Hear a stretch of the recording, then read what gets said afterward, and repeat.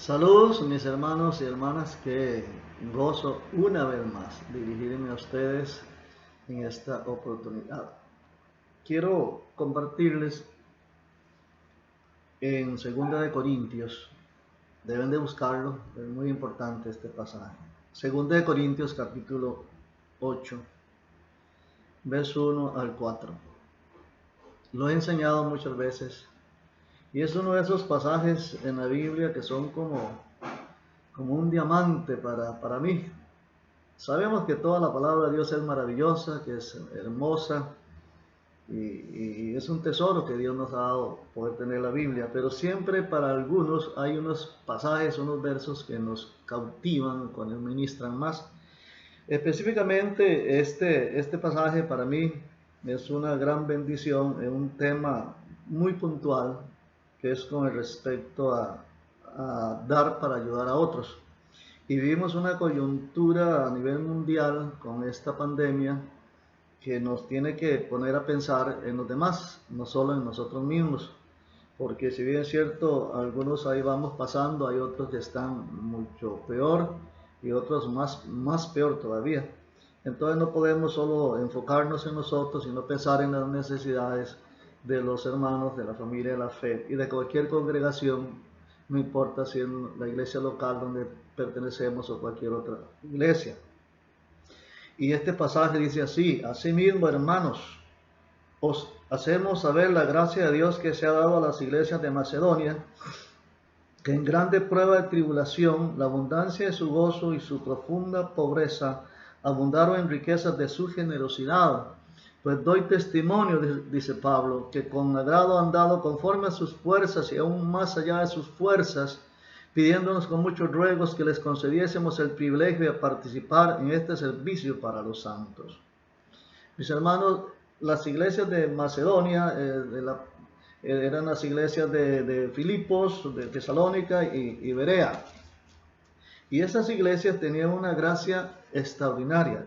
No solamente era la gracia de salvación, que ya habían sido salvos por gracia, de la iglesia, al habla de las iglesias, sino una gracia diferente que Dios da a esas iglesias extraordinarias, sobrenatural, que ojalá y que se nos venga encima esa gracia también a nosotros, que se llama gracia de generosidad, dice el versículo 2 al final, porque estas iglesias estaban pasando por una grande prueba de tribulación. Léalo en su Biblia, por favor, léalo. Dice que era una grande prueba de tribulación, no era una tribulación, era grande prueba de tribulación. Mas sin embargo ellos mantienen un gran gozo, hay un gozo abundante, que es lo que tenemos que disfrutar nosotros como creyentes a pesar de las situaciones que estemos pasando. Dice, hay una abundancia de gozo, pero no es solo eso, que están en tribulación, es que dice la Biblia, dice su Biblia y la mía, que tenían una profunda pobreza. Los hermanos de Macedonia, de Filipos, de Tesalónica, de Berea, no eran pobres, eran profundamente pobres, tenían una condición económica terrible, porque la misma tribulación que pasaban, los conflictos que vivían, les habían golpeado sus finanzas. Y dice la Biblia, léalo, dice la Biblia, que eran profundamente pobres, pero tenían una gracia de Dios. Y es que tenían riquezas, dice la Biblia, de generosidad. Pensemos en los demás en estos días, hermanos. Y aun cuando nosotros no tengamos mucho, pensemos en que podemos aportar cuando sepamos de alguna necesidad específica hacia algún hermano de la fe.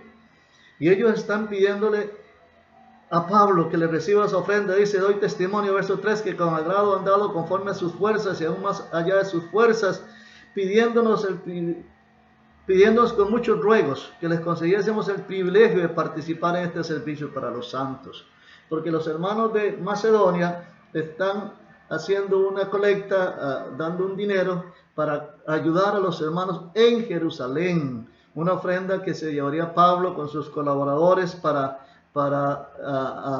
paliar un poco la situación de los hermanos en Jerusalén. Y como los hermanos de Macedonia saben lo que es la pobreza y lo que es la necesidad, ellos están pensando en los otros hermanos que están allá en Jerusalén. No solo piensan en ellos, piensan en los demás. Y aun cuando son profundamente pobres, y aun cuando están en una terrible prueba de tribulación, dice que abundan en generosidad, riquezas de generosidad. Y el verso 4 es impresionante.